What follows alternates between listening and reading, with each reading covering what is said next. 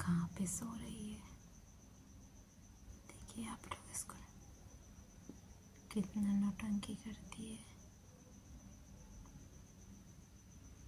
बोले जाके अंदर सो जाओ तो नहीं गई है, यहीं पे सोएगी।